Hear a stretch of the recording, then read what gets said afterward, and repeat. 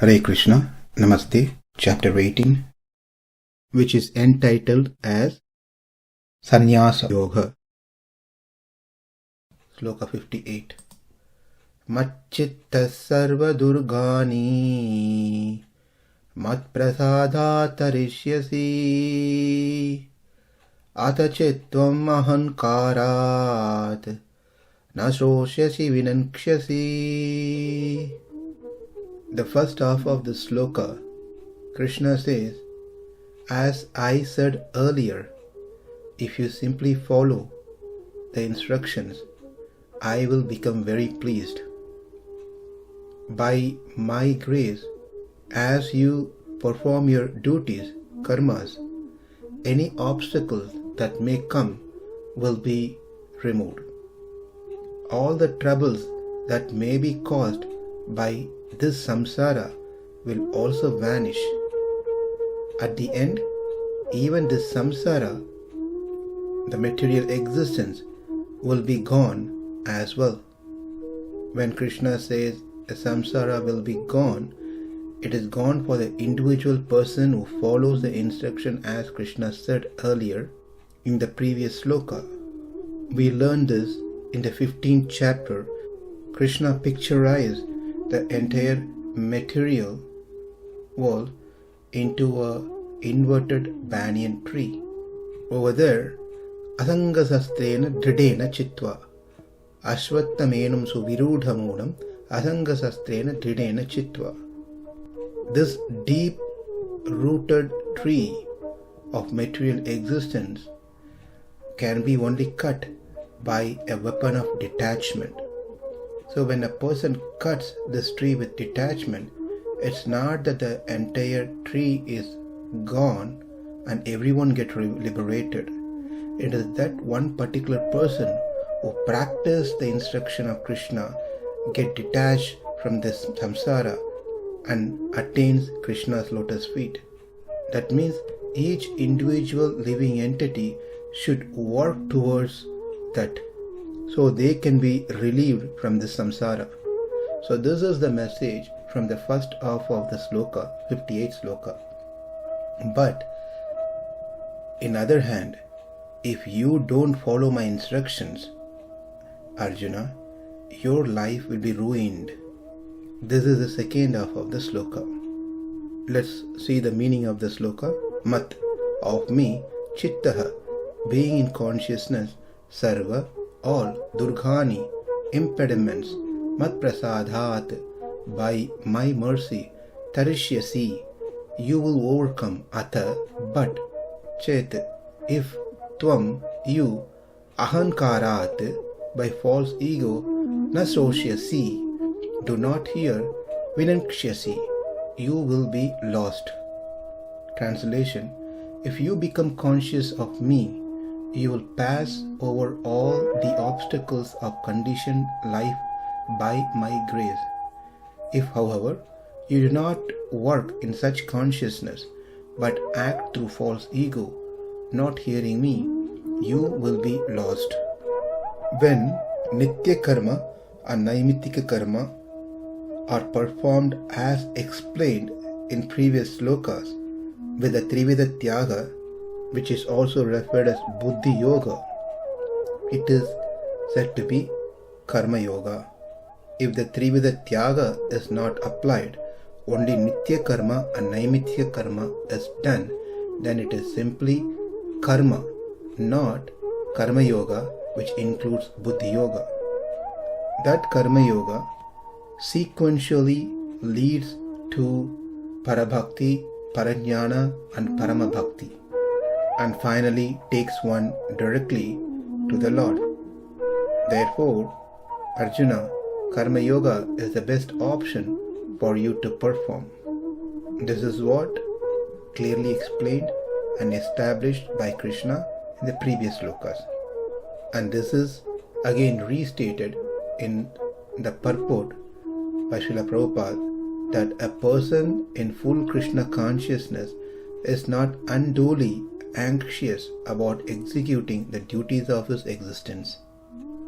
But after explaining this to Arjuna, Krishna felt that there are some people who do not value what Krishna is trying to say here, because they think they know better.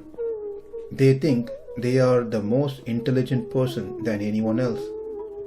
They directly say that they know what is good and what is not good, and they don't need any advices or instructions like this.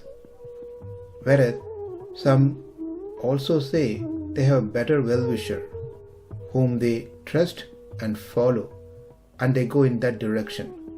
Those kind of people will neither accept me or my words. Those people get no good at the end. Here is the problem with such people. If there is anyone higher than me, or anyone better than me, or anyone who knows more than me, or anyone even equal to me, then those people can at least approach that person. But the fact is, there is none higher than me. There is none better than me. There is none who knows more than me, and there is none equal to me. So it's better they listen to my instructions, but they will not listen, Arjuna. Therefore, Arjuna, you don't become like them. If your ultimate goal is to attain me, then better you listen to my words and start applying in your life. Like the crow searches its food in garbage, these people will search for people who are in low consciousness and take advice from them. They also eventually become low in their nature and finally ruin their life. We should know that the reason Krishna is stretching himself and stressing this message to Arjuna, because he doesn't want Arjuna to give up his Kshatriya dharma. If he gives up, then he will get negative reactions. He will only accumulate papa karma, the sinful reactions. Because these dharmas are ordained by him, by the Lord himself. Therefore, one needs to do these things to please Krishna. By doing so, the highest benefit of attaining him will be awarded. This is the import of this sloka. In the previous sloka, the last line, Krishna said, mat-cittaḥ satatam bhava. Over in this sloka, in the first line, Krishna says, mat-cittaḥ sarva-durgāṇi. So the term mat-cittaḥ has the same meaning in both these slokas. Being in consciousness of me, having your mind focused on me. In the earlier verse, it was emphasized that keeping the mind fixed on me, that is Krishna, actions must be performed as a worship unto him. Also, it is quite clear that Krishna is enthusing Arjuna to pursue his duty. In this case, it is fighting in the war. Hence, it is best to interpret mat-cittaḥ as, with your mind ever fixed on me, you should perform your ordained duties. So in this both verses, the meaning is same. Sarva-durgāṇi mat-prasādāt tariṣyasi. Sarva-durgāṇi. Sarva, all. Durgāṇi, impediments, hindrance. Durgam means that which cannot be crossed over easily. It's like a fort, fortified, where one cannot easily get out. In general, the term Durgam refers to Vana-durgam, Jala-durgam, etc., where a fort of water, a fort of forest, or it could be fort of mountain, Giri-durgam. But the Durgam mentioned here in this verse is far more harder to cross over. It is Samsara Durgam. But one can cross over only by the grace of the Lord. Mat-prasādāt tariṣyasi. Krishna says, you will get across by my grace. The important message here is that Krishna is ready to bestow the reward on us and is eagerly waiting for the hurdles to be removed. All we have to do is follow the instructions of Krishna and make him happy. Then this most difficult fort called sarva-durgāṇi will be removed and we can be with Krishna. Atha tvam. Instead, if you ahaṅkārān, due to false ego, due to the arrogance which makes one to think, I know what I should be doing, I know what is better for me, I do not need to know through others. Na śroṣyasi chet. If you do not accept my words, that is, if you do not act as per my advice, then what is the purpose of you listening to my words? The purpose of listening is to behave according to what has been heard. Otherwise, it is as good as not listening. And those who does not listen to these words, what will happen to them? Vinaṅkṣyasi will be ruined. They will be destroyed. Well, the destruction here doesn't mean the atma get destroyed. Atma never get destroyed, as we know, we learned. The destruction of the imperishable self lies in one's inability to have the vision of the self. That is called the destruction of the self. Let's understand this. From the beginningless time, anadi kala, one is unable to have the vision of the self. Krishna says, you are drowning and struggling in the ocean of transmigration, and you will continue to suffer in the same way if you do not follow my instructions. One may feel, is Krishna cursing people if they don't follow his instruction? Answer is no. Rather, Krishna is bringing the truth by stating the consequence that one has to face if one does not follow Krishna's instruction, and wants Arjuna to do a righteous act. Also, other than Krishna, who else can teach all the living entities as to what should be done and what not to be done? Now, one question may arise. In earlier chapter, say in second chapter, also Krishna mentioned that you perform your duty with trividatyaha. And later in this chapter also, Krishna says, perform your duty with trividatyaha. What is the difference between these two? In the second chapter, when Krishna said, it is directed towards atma-sakshatkara, to have the vision of the self. Whereas in this chapter, where Krishna says trividatyaha, this will lead one to paramatma sakshatkara, having the vision of the Lord himself.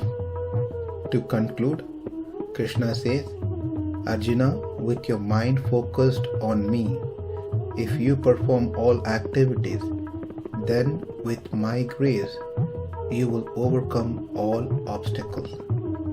On contrary, if you think, I can discriminate what is good and what is bad by myself, why should I listen from you? If you think in this way and decide not to follow my instruction, you will perish. We should understand that Krishna is not giving his opinion here. He is setting an expectation, is setting a rule, ground rule. Many people give opinions in our life.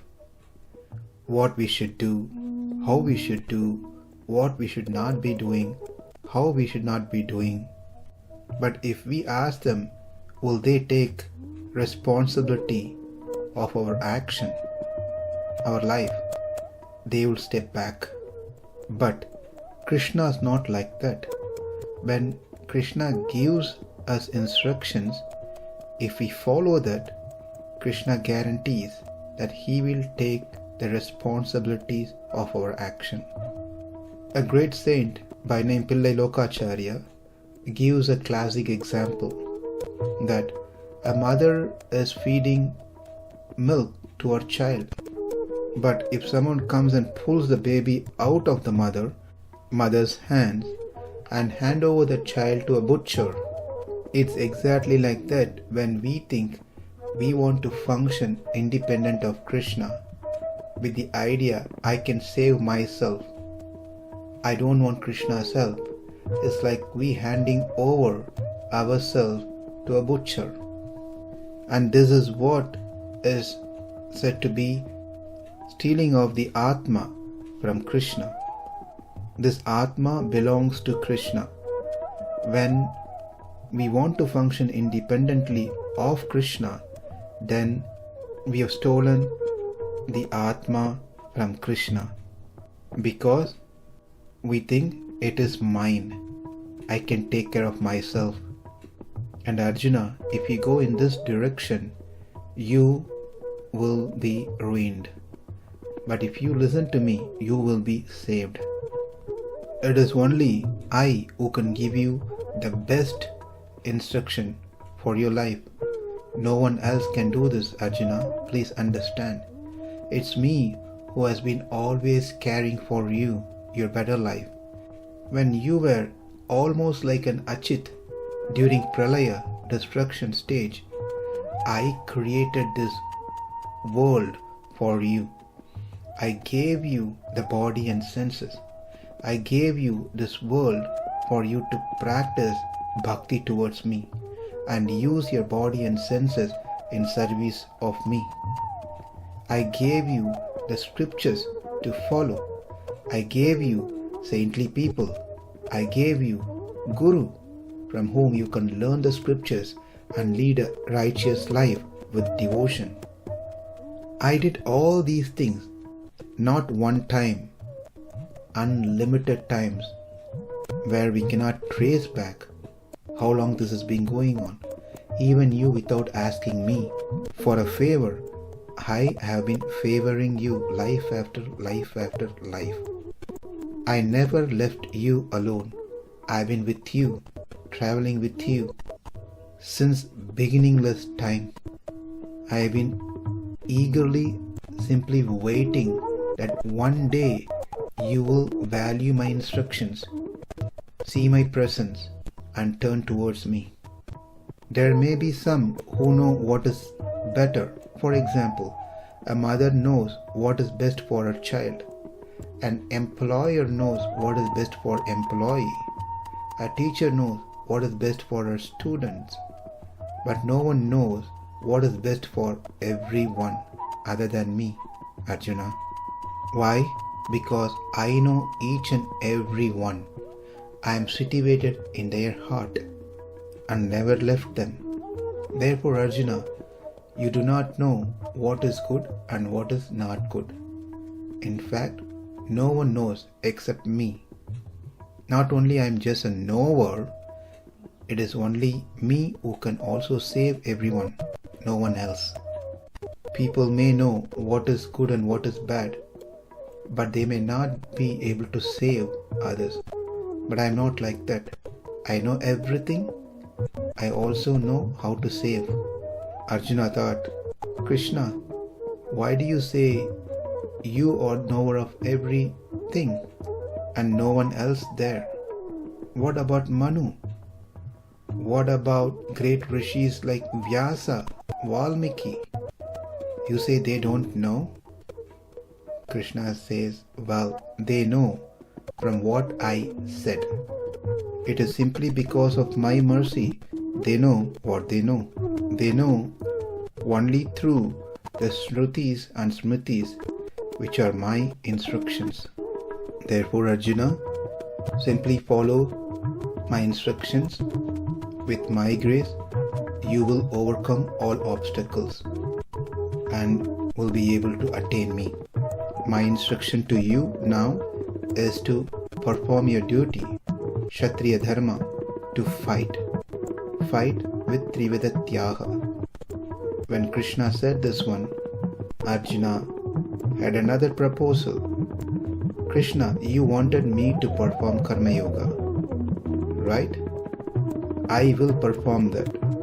But why I should do Yuddha as part of Karma Yoga? Why can't I pick up any other activities besides fighting and do the same thing with the Triveda Tyaga? For this question, Krishna is going to address in the next verse, stating that whether I tell you or I don't tell you, you are going to fight anyways. So it's better you fight based on my instruction. Let's see the details in the next session. Mat-cittaḥ sarva-durgāṇi mat-prasādāt tariṣyasi atha tvam ahaṅkārān na śroṣyasi vinaṅkṣyasi.